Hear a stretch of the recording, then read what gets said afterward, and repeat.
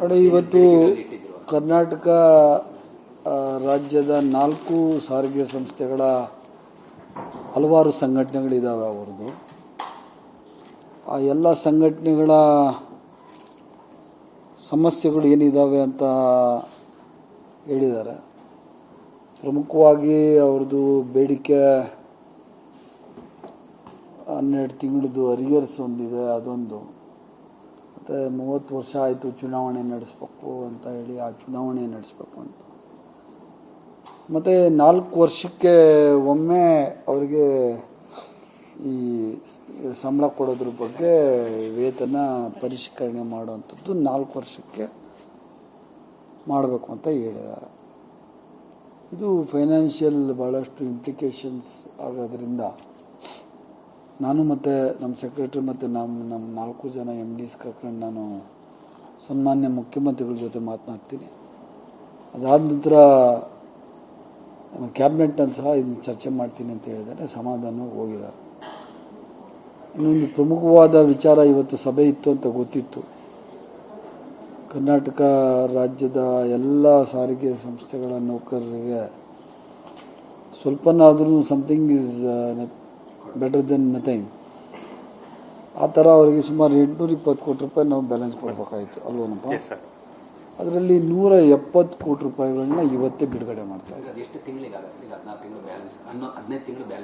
ಅದ್ರ ಬಗ್ಗೆ ಅಲ್ಲ, ಅವರಿಗೆ ನಮ್ಮ ಹಳೆ ಪರಿಷ್ಕರಣೆ ಪ್ರಕಾರ 1271 ಕೋಟಿ ರೂಪಾಯಿ ಕೊಡಬೇಕಾಯಿತು. ಅದರಲ್ಲಿ 450 ಕೋಟಿ ಕೊಟ್ಟಿದ್ವಿ, 821 ಕೋಟಿ ಅವ್ರಿಗೆ ಬ್ಯಾಲೆನ್ಸ್ ಇತ್ತು. ಆ ಬ್ಯಾಲೆನ್ಸ್ ಹಣದಲ್ಲಿ ನಾನು ಬರೋಕ್ಕೆ ಮುಂಚೆನೇ ಫೈನಾನ್ಸ್ ಹತ್ರ CM ಹತ್ರ ಮಾತನಾಡಿ, ಏನಾದರೂ ನಾವು ಅವ್ರಿಗೆ ಖಾಲಿ ಕೈಯಲ್ಲಿ ಕಳಿಸೋದು ಬೇಕಾಗಿಲ್ಲ, ಏನಾದರೂ ಅವ್ರಿಗೆ ಕೊಡೋಣ ದುಡ್ಡು ಅಂತೇಳಿ ಸುಮಾರು 170 ಕೋಟಿ ರೂಪಾಯಿಗಳನ್ನು ಇವತ್ತೇ ಅವರ ಖಾತೆಗಳಿಗೆ ಬಿಡುಗಡೆ ಮಾಡಿ ಆಯಿತು. ಇಲ್ಲೇ ಕೂತ್ಕೊಂಡೇನೆ ಅದೇ MDs ಬಿಡುಗಡೆ ಮಾಡೋರೆ, MDs ಅಲ್ಲಿ ಹೋದಂಗೆ ಅದು ಇಲಾಖೆಯಿಂದ ಹೋಗಿದೆ, ಬಿಡುಗಡೆ ಮಾಡೋಂಗಾಯ್ತು. ಅದೊಂದು ಖುಷಿಯಾದ ವಿಚಾರ ಅವರಿಗೆ. ಅವರು ಅದ್ರ ಬಗ್ಗೆ ಭಾಳ ಎಲ್ಲ ಸಂಘಟನೆಗಳು ಭಾಳ ಖುಷಿಯನ್ನು ವ್ಯಕ್ತಪಡಿಸಿದ್ದಾರೆ.